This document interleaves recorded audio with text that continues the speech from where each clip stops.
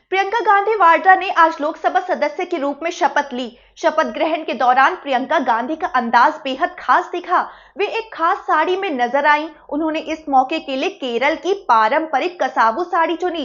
कई लोगों को उन्हें देखकर उनकी दादी और पूर्व प्रधानमंत्री इंदिरा गांधी की याद आ गई, जिन्हें भी अक्सर पारंपरिक साड़ियों में देखा जाता था। आपको बता दें, प्रियंका गांधी केरल की वायनाड सीट से सांसद चुनी गई हैं। वहीं प्रियंका गांधी की शपथ के साथ ही गांधी नेहरू परिवार के 16वें सदस्य ने संसद में प्रवेश किया। इस एंट्री के साथ ही गांधी परिवार के कई अनूठे रिकॉर्ड बने हैं। ऐसा पहली बार हुआ कि मां सोनिया गांधी राज्यसभा सदस्य हैं और उनके दोनों बच्चे राहुल और प्रियंका एक साथ संसद में हैं। भाई बहन के लिहाज से देखें तो 71 साल बाद गांधी नेहरू परिवार का इतिहास संसद में दोहराया जा रहा है। 1953 तक पंडित जवाहरलाल नेहरू और विजय लक्ष्मी पंडित की भाई बहन की जोड़ी संसद में दिखी थी। अब इतने साल बाद उसी गांधी नेहरू खानदान से राहुल प्रियंका के रूप में भाई बहन की जोड़ी संसद में नजर आएगी। 1977 को जोड़कर ऐसा कोई वक्त नहीं रहा जब गांधी नेहरू परिवार का कोई भी सदस्य संसद में नहीं रहा हो।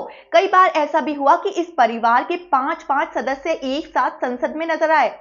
पहली लोकसभा का गठन 1951-52 में हुआ था। उस वक्त लोकसभा के 489 सदस्य थे। उनमें से 5 सदस्य गांधी नेहरू परिवार के ही थे।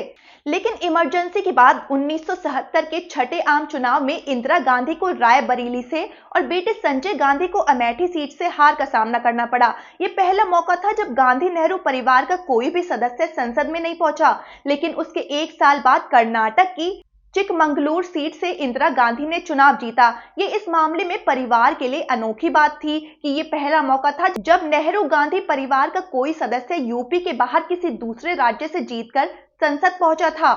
यहीं से गांधी नेहरू परिवार के दक्षिण भारत से कनेक्शन की शुरुआत हुई। देखा जा सकता है कि प्रियंका गांधी भी इस बार केरल के वायनाड सीट से ही लोकसभा चुनाव जीती हैं।